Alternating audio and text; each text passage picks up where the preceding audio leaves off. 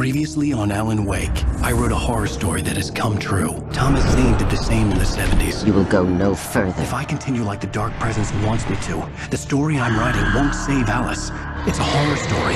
No one will survive. You knew Zane! Thomas Zane! You're the Lady of the Light in the song! He left something behind to help me. The clicker. Alan thought of this as he stood on the rim of Cauldron Lake, the clicker in his hand. He took a deep breath and jumped. I can get to her now. I can finish this.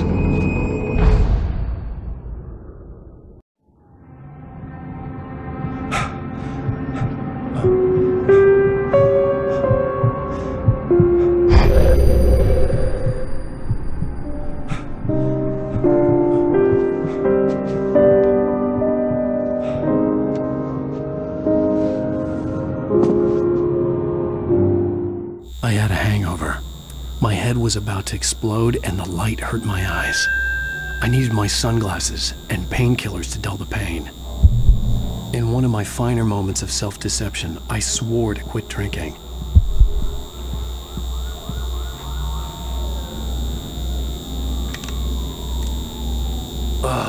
The sunglasses made the world look bearable.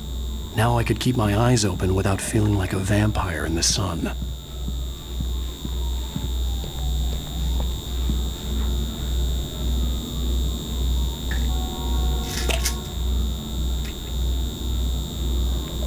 The pills worked fast. The prospect of being awake started to seem bearable again.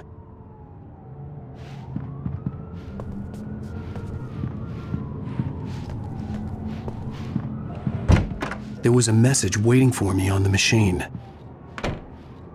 You have one new message. Al! Are you still asleep? Wakey, wakey! You should have your show on your TiVo. If Alice wasn't too mad to record it. Yeah, she called me earlier and really chewed me out. Yeah, we went a little overboard last night. But parties are a part of this business. Al, look, I'm saying this as your friend. She's not doing your career any favors by trying to run your life like that, okay? I'll talk to you later, Al. Watch the show!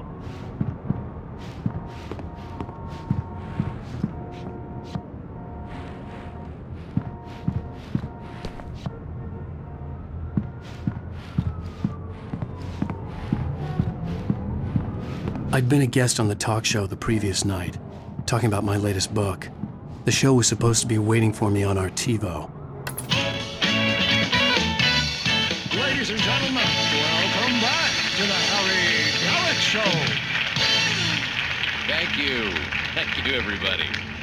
We have a great show tonight. I've been talking with the best-selling author Alan Wake about his new book, The Sudden Stop. Yeah, good read. Go buy it. No, it is a good read. Look, I'm gonna be honest here. Is that wise? No, but I'm gonna do it anyway. I got people who give me the lowdown on books. I'm a busy guy. But this one, I actually read from cover to cover. I mean, I'm a big fan. Wow, thanks. Now, this might be a spoiler for those who haven't read the book yet. Based on the sales figures, the 2 people out there who haven't read the book yet. But this last book is all about the death of the main character, the hard-boiled New York detective, Alex Casey. Now, there's been a lot of outrage about this. Why the hell did you kill Casey? What the hell were you thinking, man? Good riddance. No, seriously though, 7 years and 6 books is a long time. He was a gloomy guy to spend all your working hours with, and it was a good run. But it's time to explore new things. My next book will be a departure from the old for me. You selfish bastard, always thinking of yourself. Well, you've certainly given us a lot of entertainment over the years. And now that you mention it, Casey was a gloomy guy. Never had much luck with his love life with the ladies. Was that autobiographical in any way? Yeah, no kidding. Casey's lady friends tended to die on him. With Casey, it was all about his pain. No, nothing autobiographical about that. I'm a happily married man. My wife is my muse. Well, congratulations. That's great to hear. So, how's the publicity tour been treating you? Good, great. But I gotta say, I'm glad to be back home in New York. Well, you've certainly been on the news a lot lately. Lots of parties and, you got into a fight with some paparazzi. Oh, man. Well, that guy was really in my face. I lost my temper. I know that wasn't cool. You are famous for that temper. Well, I did also write several books. Well, your latest novel is called The Sudden Stop, and it's in bookstores now. Go get it. That means the two of you out there who haven't bought it yet. Ladies and gentlemen, that's all we have for you tonight. I want to thank all our guests for the evening. Alan Wake, Sam Lake. Once more, do the face for us, Sam. And our musical guests, Poets of the Fall. Thank you, and good night. At least I'd been funny. I told myself I could live with that. Hey, honey. Did you watch the show? I didn't say anything stupid if that's what you want to know. Okay, Grumpy. You want to ask me something? Are you going to start with me about drinking now? You know what? Go back to sleep, Alan.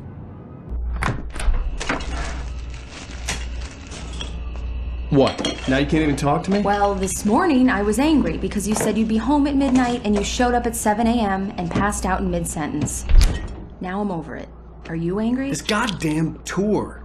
It's gotten out of hand. Oh, honey. It's almost over, right? We can get back to normal. Then you can start writing again. I'm sorry, honey. Alan, you're not thinking straight. Just take a shower and go back to bed, huh? Yeah, you're right, honey. I'm sorry. Once this is over, let's go away together. A vacation. Just you and me. Some peace and quiet.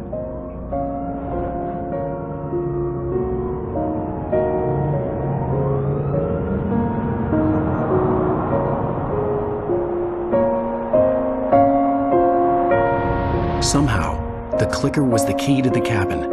I had to return to Cauldron Lake to save Alice.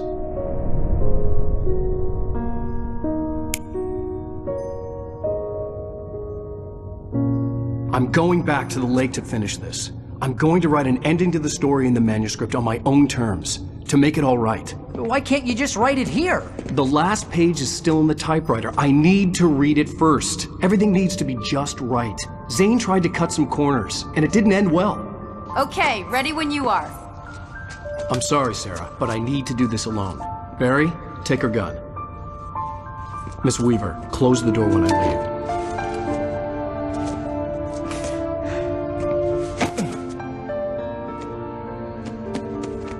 Good luck, Al. See you later.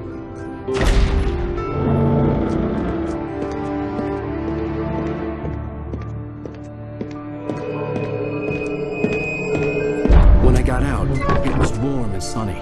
I'd flicked the switch of the clicker. Had it done this? I didn't stop to question it. I had to take advantage of the sunlight to get to the lake. On Zane's page, I had stood on the rim of Cauldron Lake, about to use the clicker. That's where I was headed.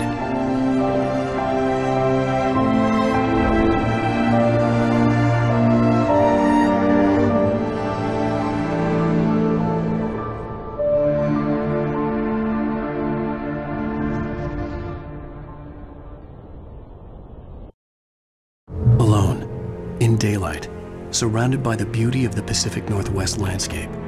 It was hard not to let doubt creep in one last time. I could still chalk everything up to a dream, a delusion. I had enough imagination to make up something like this, having been in the cabin all this time, trapped in a story inside my head, gone mad from grief over Alice's death like Hartman had claimed. There would be no way of knowing. I told myself it didn't really matter. My course was set.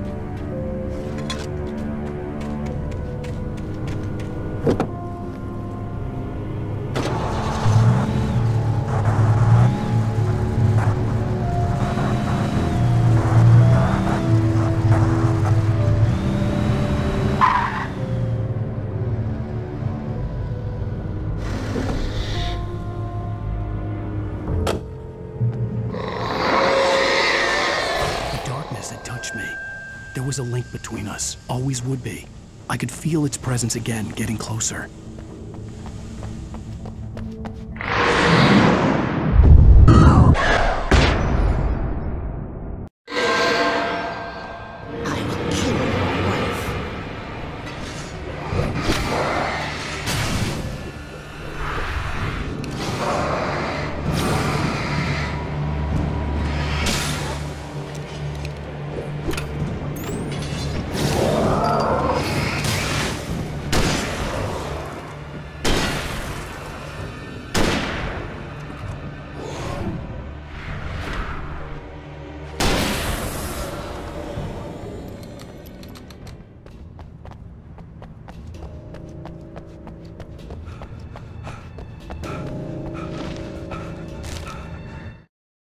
The dark presence was no longer trying to capture the writer so he could create the ending it wanted. The writer knew too much. He was too strong. And he carried a weapon left behind by Thomas Zane, something that could hurt it. Now, the darkness was...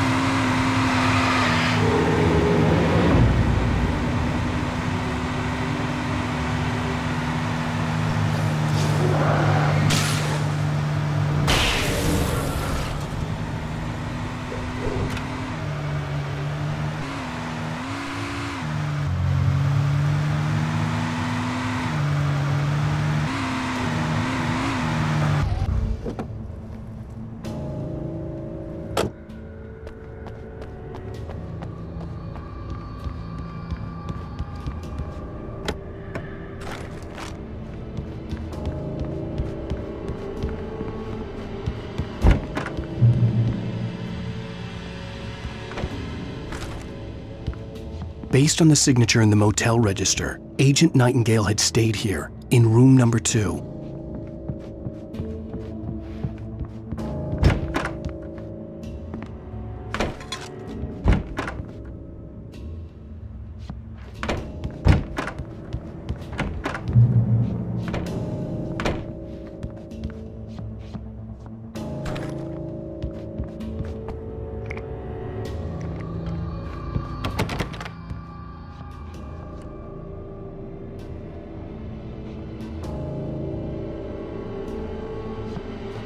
This had obviously been the room where Agent Nightingale had stayed when he hadn't been busy harassing me. Look after yourself, manager! Could have fooled me.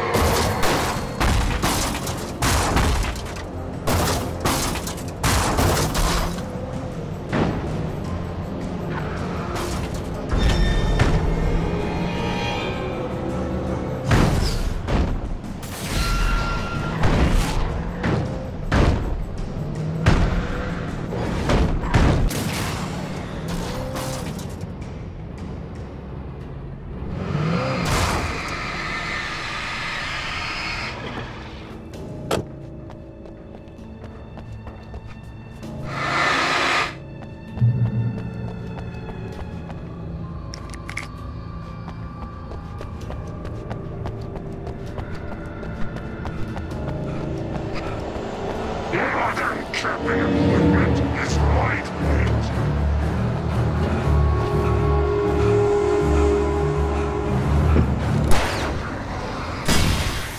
And yourself.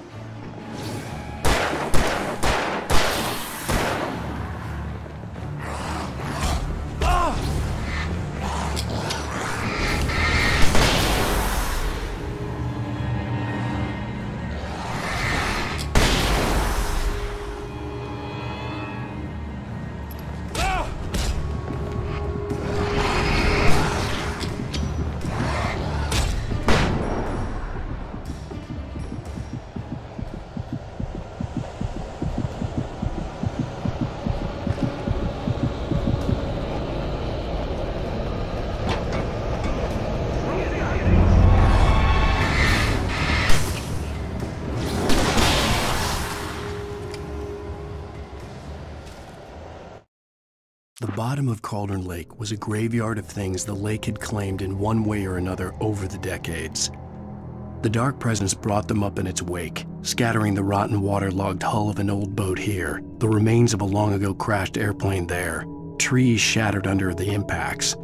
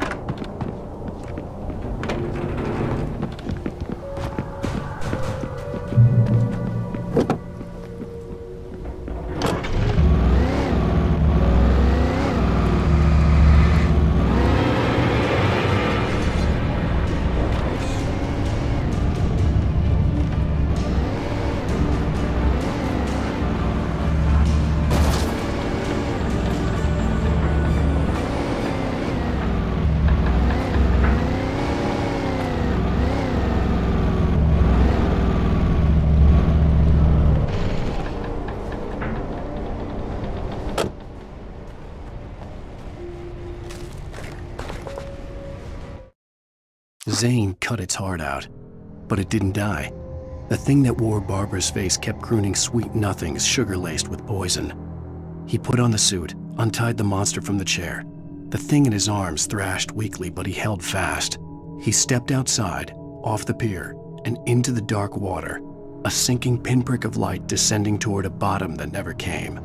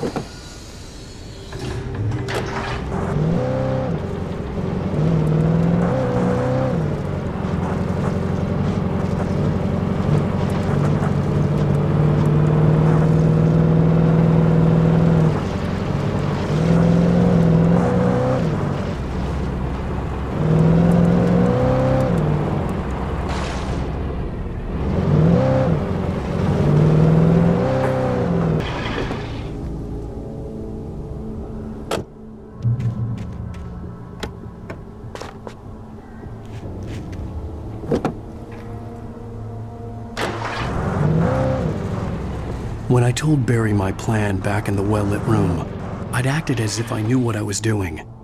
I didn't. I was operating on the shifting logic of a dream.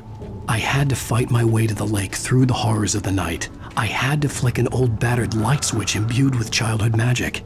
I had to write a happy ending to a horror story. I had to save my wife from the dark prison she was being held in.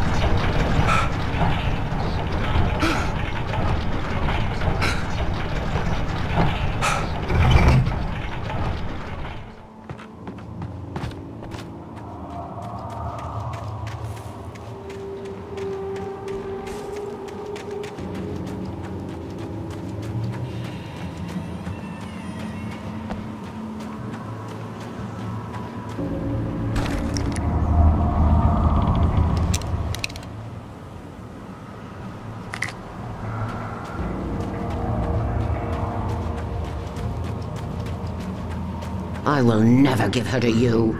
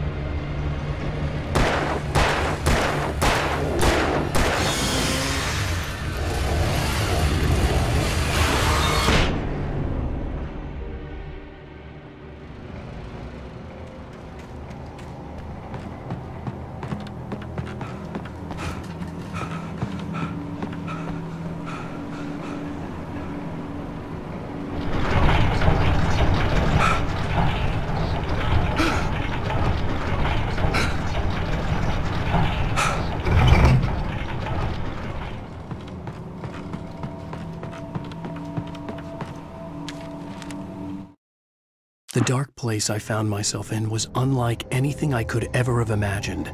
It wasn't solid. It flowed. It was conceptual and subjective. For someone else, an artist and